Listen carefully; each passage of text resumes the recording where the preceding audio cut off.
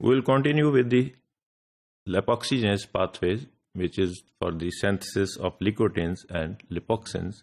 We have already discussed the synthesis of eicosanoids by cyclooxygenase pathway.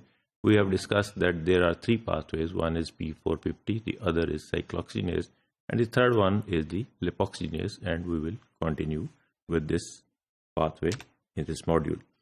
In addition to serving as a substrate for the cyclooxygenase pathway, arachidonic acid and other 20 carbon fatty acids also act as a substrate for the lipoxygenase pathway. हमने पहले देखा था कि हमने यही define किया है कि 20 carbon fatty acids like arachidonic acid and other 20 carbon fatty acids, these are the precursor for the synthesis of the eicosanoids. And we have defined what are the eicosanoids, what are their, briefly we have defined what are their functions.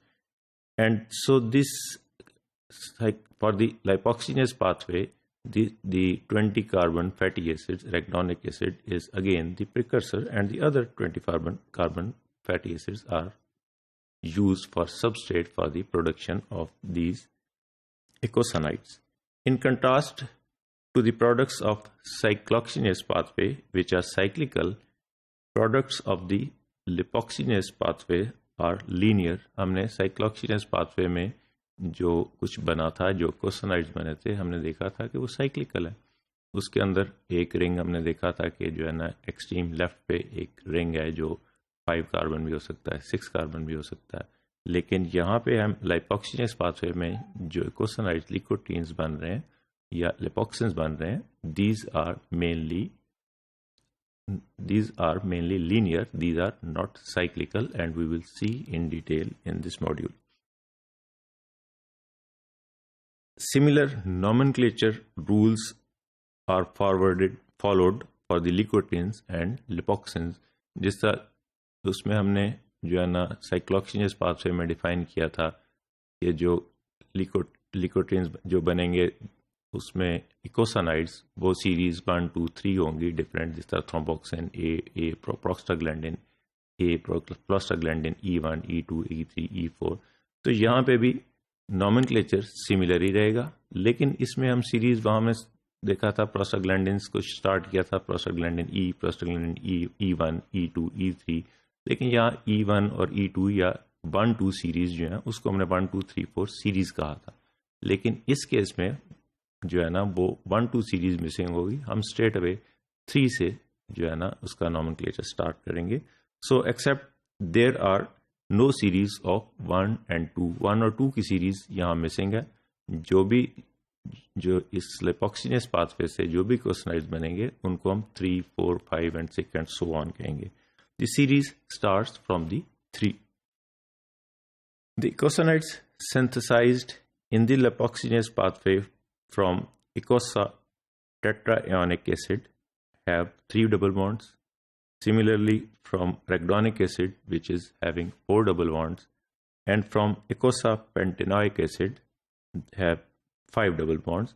तो जिस तरह का उसका precursor है उसी तरह का उतने ही तकरीबन डबल बॉन्ड जो है उससे जो eicosanoid बन रहा है उसके अंदर प्रेजेंट होता है.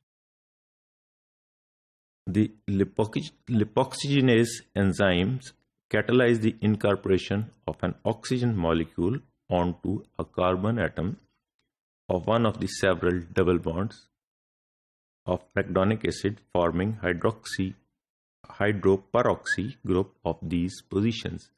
हमने arachidonic acid में डिफाइन किया था बहुत शुरू में जब हमने नॉमेनक्लेचर उसका डिफाइन किया था कि ये पॉली अनसैचुरेटेड फैटी एसिड है, ओमेगा 6 फैटी एसिड है, इसके अंदर 4 डबल बॉन्ड्स हैं डिफरेंट पोजीशंस पे.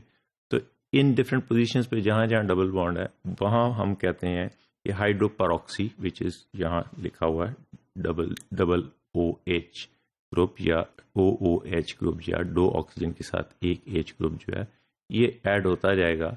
तो उस arachidonic एसिड से डिफरेंट टाइप्स के जो है ना वो eicosanoids बनते जाएंगे, and we will see in the next few slides. We can see in this slide the eicosanoids पे हम देख रहे हैं यहाँ पे कि this is polyunsaturated fatty acid and having 4 double bond at position 5 8, 11 and 14।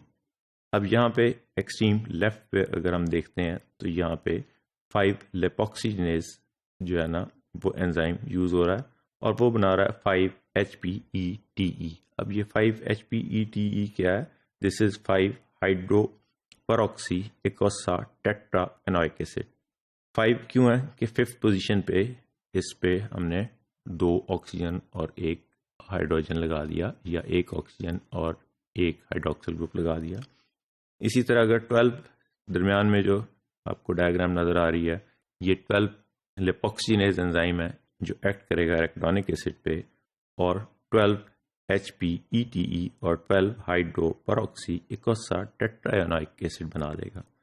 जबकि एराकिडोनिक एसिड में 11 पोजीशन पे डबल बॉन्ड है, यहाँ 12 पोजीशन पे जाके जो OOH ग्रुप लग गया।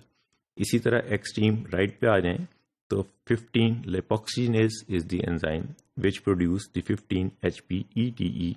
अब ये जिस वक्त ये सारा कुछ बन रहा है डिफरेंट 5, ये जो है ना 5 जो है ना हाइड्रो परऑक्सी इकोसा टेट्रा एनोइक एसिड बन रहा है, इसी तरह 12 और 15 हाइड्रो परऑक्सी इकोसा टेट्रा एनोइक एसिड बन रहे हैं। तो यहाँ पे क्या होगा कि हाइड्रो परऑक्सी ग्रुप जिसको हमने 2 OOH ग्रुप कहा है, ये तो लगेगा उस पोजीशन पे जैसे जैसे उसका नाम है, जिस तरह 5 है, 12 है, 15 है। लेकिन अगर वहां पे डबल बॉन्ड आ रहा है तो या उस डबल बॉन्ड को ये आगे ले जाएगा या उस डबल बॉन्ड को ये पीछे मूव कर देगा। The double bonds at which oxygen is added are between C5 and C6, between C11 and carbon 12 and between carbon 14 and carbon 15। तो ये उससे डिफरेंट हो गए जो कि हमने देखे थे एराकिडोनिक एसिड में। एराकिडोनिक एसिड में जो वो डिफरेंट पोजीशंस पे थे, यहाँ ये डिफरेंट पोजीशंस पे आ गए और डबल बॉन्ड जो है उसके ऑक्सीजन के जो हैं वो डिफरेंट पोजीशन पे चले जाते हैं due to addition of this hydro peroxy group. We will in detail discuss in the next module.